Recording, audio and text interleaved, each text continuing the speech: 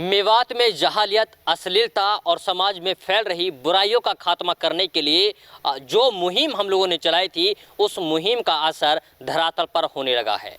मेवात के जितने भी जिम्मेदार लोग हैं, नेतागण हैं, वो सामने आ रहे हैं और लगातार कोशिश कर रहे हैं कि मेवात में जो सामाजिक बुराइयां फैल रही हैं, चाहे नशे की बात हो, जहालियत की बात हो, अश्लीलता की बात हो, उन पर लगाम लगाने की पुरजोर कोशिश की जाएगी। अब उसी को लेकर के नुह से विधायक चौधरी आफ्ताब ने क्या कहा है, आइए सबसे पहले उस पर नजर डालते हैं।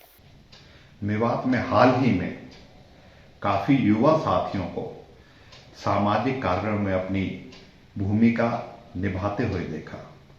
चाहे हमारे कब्रिस्तानों की सफाई हो, चाहे कोरोना के समय में मरीजों की, जरूरतमंदों की मदद करने की बात हो, लॉकडाउन के दौरान जरूरतमंद, गरीब, मजबूर की मदद करने की बात हो, उनकी सेवा करने की बात हो।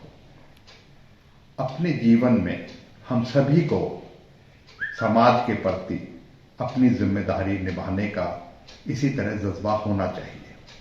साथियों, आज एक बड़ी समस्या जो बहुत तेजी से फैल रही है, वो है नशाखोरी। युवा नशे की गिरफ्त में आ रहे हैं। काफी घर नशे के कारण बर्बाद हो रहे हैं। हालात गंभीर बनते नजर आ रहे हैं। इसलिए आज मैं इस रात को अपने युवाओं के बचाने के लिए एक नई मुहिम शुरू करने की घोषणा करता हूं, जिसमें मुझे इलाके के युवाओं को, बुद्धिजीवियों को, शिक्षाविदों को, समाज सेवियों को व अपने जागरूक साथियों के सहयोग की आवश्यकता है। पूरी उम्मीद है आपका साथ मिलेगा और समाज नशा मुक्त होगा। हम अपनी युवा पीढ़ी को नई दिशा दे सकेंगे। शुक्रिया। आफ्ताब अहमद जी ने साफ साफ कहा है कि मेवात के युवाओं के बीच में जो लगातार सामाजिक बुराइयां फैलती जा रही हैं, उस पर लगाम लगाना बेहद ज़रूरी है। उन्होंने इस बात का भी जिक्र किया है कि कब्रिस्तानों में जितनी साफ सफाई उन्होंने की है, उस पर हम लोगों को गर्व है, क्योंकि मेवात की जनता काफ़ी अच्छा काम कर रही है।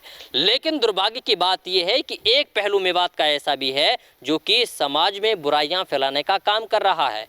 अब ऐसे में जरूरत यह है कि आप लोगों को खड़ा होना है और समाज की बुराइयों का खात्मा करना है। अगर आप लोग खड़े होंगे तो जाहिर सी बात है कि जल्द से जल्द इन बुराइयों पर लगाम लग सकेगी और हम अपने आप को महफूज और सुरक्षित बना सकते हैं। तो ऐसे में आप लोग क्या सोचते हैं, आप लोग का योगदान कितना रहता है, वो वक्त बताएगा और वक्त के लिए आपको थोड़ा इंतजार करना पड़ेगा। तब तक के लिए बने रहिए सिर्फ और सिर्फ भारत टीवी के साथ।